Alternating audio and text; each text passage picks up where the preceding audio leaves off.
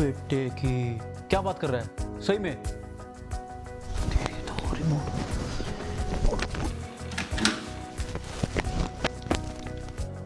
देश को भ्रष्टाचार और काले धन रूपी दिमक से मुक्त कराने के लिए एक और सख्त कदम उठाना जरूरी हो गया है।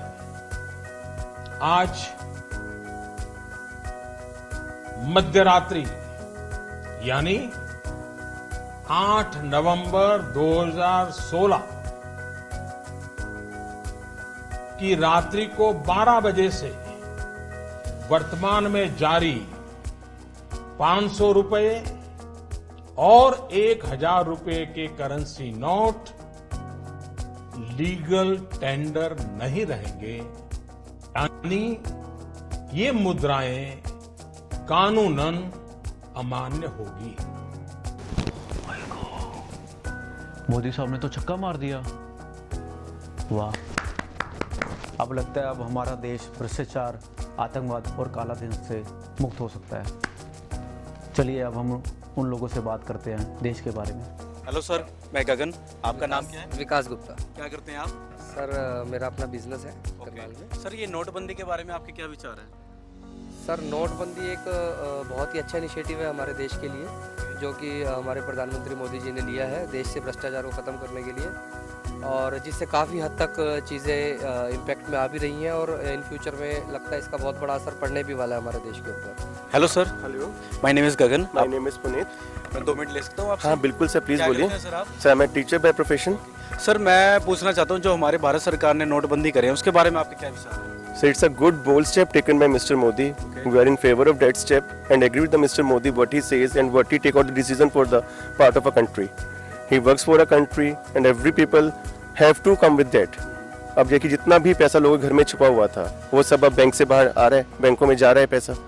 ऐसी कुछ नहीं है कि अब देखिए जितने लोग दबा के बैठे हुए थे, आज भी अगर आप सुबह की न्यूज़ सुनते हैं, in the Surat 1700 crore rupees were captured, एक भजिया वाले की दुकान से निकाला गया है। तो it the good step taken by the government, otherwise वो पैसा बैंक से पहुंचता ही नहीं कभी भी।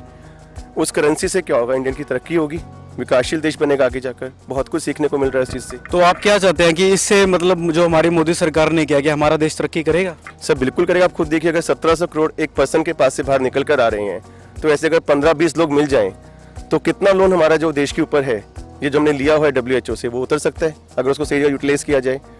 बेरोजगारों को रोजगार मिल जाएगा उस चीज़ से।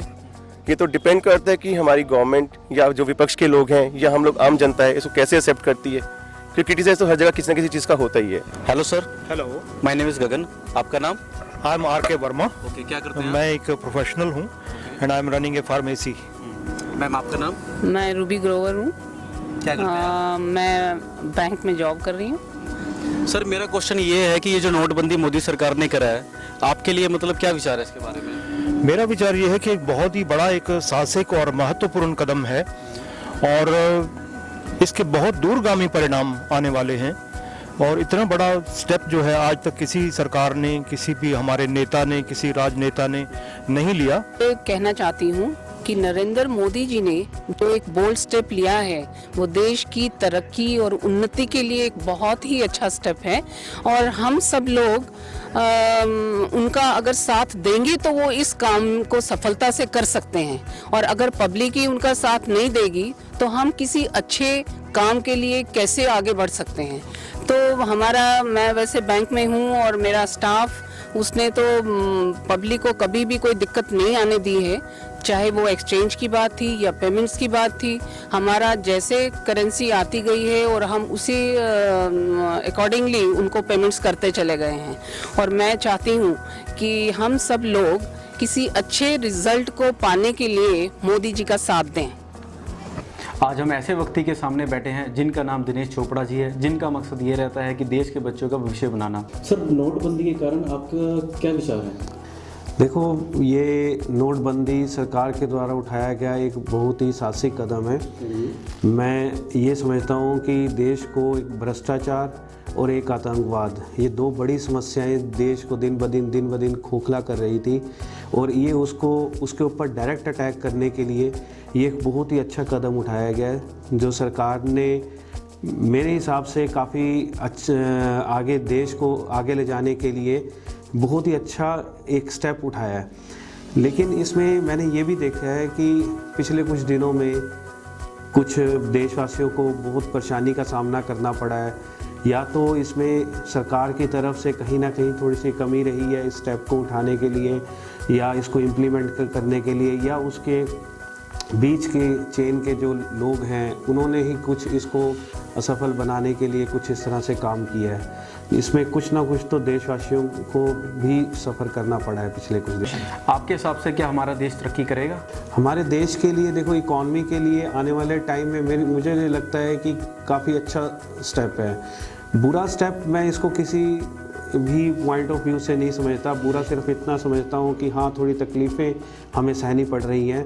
बाकी उसे अगर हम इसको लेके चलें कि अगर हमें इकॉनमी पर्पस से या देश की उन्नति के पर्पस से या किसी भ्रष्टाचार के पर्पस से, इसमें कहीं भी कुछ बुरा नहीं है। ये सब एक अच्छा ही कदम है। हमारी तरफ से आपके लिए एक बार बोल दो आप, आई लव माई इंडिया। हाँ, I love my India and I will definitely work for India.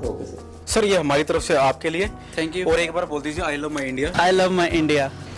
अब लगता है हमारा देश कालाधन और भ्रष्टाचार से मुक्त हो जाएगा। आओ मिलके हम सब मोदी सरकार का साथ दें।